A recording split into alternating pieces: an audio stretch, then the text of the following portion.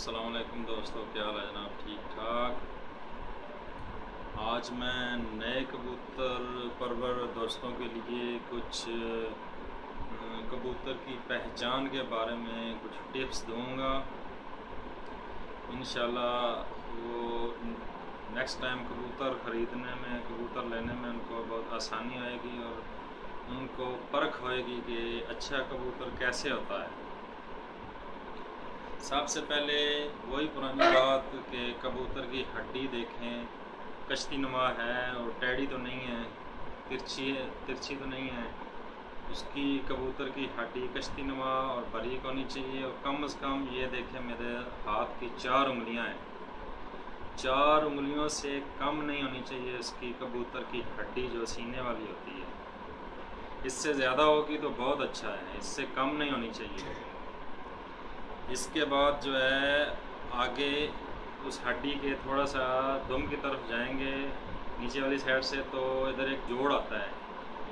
یہ دیکھیں، یہ میری انگلی ہے اس طرح کا، آپ اس کے اوپر ہاتھ رکھیں گے تو آپ کو محسوس ہوگا کہ یہ 2 ہڈیاں سی ہیں، یہ جوڑ ہوتا ہے کبوتر کا۔ یہ کھلا نہیں ہونا چاہیے، بند ہونا چاہیے۔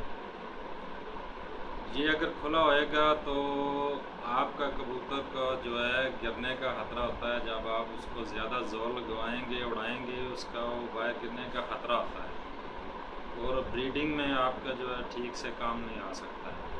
اس کا جوڑ بند ہونا چاہیے، مضبوط ہونا چاہیے، ہڈی 4 انگلی کے برابر ہو، اس سے زیادہ ہو تو بہت اچھا کبوتر ہے۔ اور کبوتر کی باڈی شیپ وی ٹائپ ہو، اوپر سے آگے سے سینہ اونچا، پیچھے سے نیچے، اور دم جو ہے ایک پر ہو جائے۔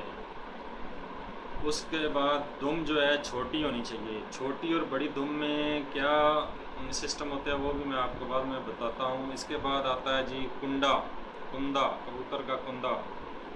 آپ کبوتر کا کندا کھولیں تو سپرنگ کی طرح سے واپس آئے۔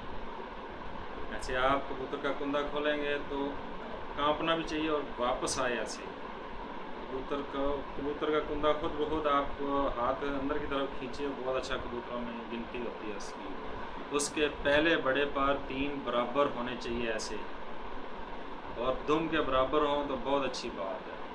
اور بغل والے جو اندر والے پر ہوتے ہیں وہ بھی بڑے ہونے چاہیے، اور بغل والا 11واں پر بڑا ہو تو بہت اچھا، وہ بھی کبوتروں میں گنتی ہوتی ہے اس کی۔ اور پروں میں جو ہے گیپ نہیں ہونا چاہیے، اس سے بھی کبوتر کے گرنے کا خطرہ ہوتا ہے۔ کبوتر کا پر چوڑا ہو اور آگے سے گول ہو تو بہت اچھا ہے اس کا پر۔ ایک پر ہوتا ہے اندر کی طرف تلوار کی طرح، ایک پر ہوتا ہے کبوتر کے کندے کی باہر کی طرف ہوتا ہے۔ جس کا پر باہر کی طرف ہوگا وہ کبوتر لمبا چلے گا، کبھی یہاں کبھی وہاں، اپنی طے سے ہٹ کے ادھر ادھر، اور جس کا اندر کی طرف ہوئے گا وہ اپنے طے کے اوپر اڑے گا۔ اس کے بعد جناب کبوتر کو جب آپ پکڑیں تو بالکل ریشم کی طرح ملائم ہو، آپ کے ہاتھ سے ایسے جیسے نکل جائے گا، اس طرح نرم ملائم ہونا چاہیے کبوتر کا جو جسم ہے۔ اور اس کے بعد آگے باری آتی ہے اس کے پنجوں کی اور ناخنوں کی۔ اس کے پنجے خشک ہوں، جامنی رنگ کے ہوں، اور اس کے جو نلیاں اور پنجے ہیں باریک ہوں، نیز ناخن جو ہے لمبے اور اندر کی طرف مڑے ہوئے ہونے چاہیے۔ بہت اچھے کبوتروں کی یہ علامت ہے۔ اس کے بعد جناب آتی ہے باری اور رنگ کی اور چونچ کی وغیرہ وغیرہ، وہ بھی میں آپ کو بتاتا ہوں۔ گردن کبوتر کی لمبی ہو، اور رنگ جو ہے کبوتر کا رنگ باریک ہونا چاہیے اور ٹوٹا نہیں ہونا چاہیے، جو پلک اوپر یہ جو آنکھ کے اوپر رنگ ہوتا ہے، اگر کبوتر کا رنگ ٹوٹا ہے تو اس کا بھی باہر گرنے کا خطرہ ہوتا ہے۔ کبوتر کا رنگ ٹوٹا نہیں ہونا چاہیے، اور کبوتر کی آنکھ چمکدار ہو اور باہر کی طرف بڑی ہو اور باہر کی طرف نمایاں نظر آئے، اور آنکھ کا جو اندر والا باریک تل ہے وہ باریک ہو اور زوم کرے۔ جس کبوتر کی آنکھ زوم کرے گی وہ بہت کلاسک کبوتر ہے، بہت اچھی نسل کے کبوتروں میں اس کی گنتی آتی ہے۔ اس کا جو ہے آنکھ کا جو ہے باریک تل ہوتا ہے اور زوم کرے۔ ایسے کبوتر ہزاروں میں 1-2 ملتے ہیں۔ ایسا کبوتر اگر آپ کو کہیں ملے، نظر آئے، تو فوراً اس کو جو ہے اپنے پاس سیو کر لیں۔ اس کے بعد جو آنکھ کے تل کے بالکل پاس ایک نیلا سا رنگ ہوتا ہے، اور اس رنگ کا بڑا کمال ہوتا ہے، اور آنکھ میں اگر زرے ہوں تو بہت اچھے ہیں۔ کچھ کبوتر کی آنکھ آپ ایسے کھول کے دیکھیں، اندر کی زمین جو ہے اوپر والی کالی ہوتی ہے، کچھ کی سفید ہوتی ہے۔ جس کبوتر کی اندر والی جو زمین کالی ہوئے گی وہ آپ کہیں بھی لے کے جا کے چھوڑ دیں، وہ کبوتر واپس نہیں آئے گا، وہیں کہا جائے گا۔ اس کے بعد چونچ باریک ہو، لمبی ہو، بہت اچھا ہے۔ نقطے تو بہت سے آتے ہیں، ایک چھوٹا سا آپ کو میں ایک لفظ بتاؤں گا، باریک۔ اس باریک لفظ میں بہت سے نقطے آتے ہیں، اگر کوئی سمجھنے والا ہو، عقل دوڑائے تو اس باریک ایک لفظ میں کبوتر کی ساری جان پہچان اس کے اندر آ جاتی ہے۔ مثال کے طور پہ تھوڑے سے بتاؤں گا آپ کو۔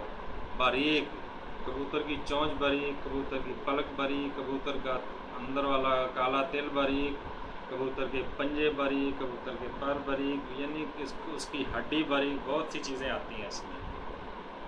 تو اچھے کبوتر کی پہچان کے لیے آپ اگر کوشش کریں، آپ کے اگر کوئی دوست ہیں یا کسی کے پاس آپ جاتے ہیں، ان کے کبوتر شام تک اٹھتے ہیں یا آپ کے پاس اٹھتے ہیں، اس کبوتر کو آپ اپنے ہاتھ میں پکڑ کے دیکھیں کہ بھئی اس میں کیا خاصیت ہے، یہ کیوں شام تک اٹھتا ہے۔ آخر وہ کچھ تو ہے خاصیت جو اتنی لمبی اڑان اٹھتا ہے۔ اس کے پر دیکھیں، اس کے پنجے دیکھیں، اس کے ناخن دیکھیں، اس کی آنکھ کا رنگ دیکھیں، اس کے پر پرزے، ایک ایک چیز دیکھیں۔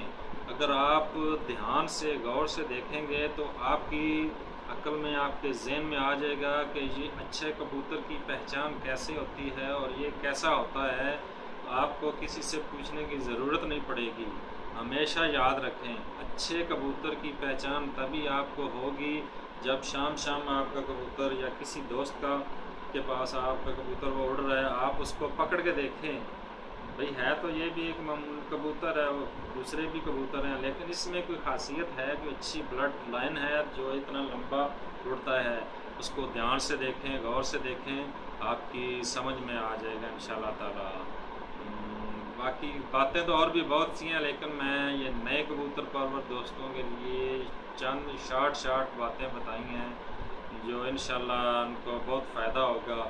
باقی آج جاتے جاتے دو نقطے اور بتاؤں گا کہ چھوٹی دم کا اور بڑی دم کے کیا فنکشن ہوتے ہیں۔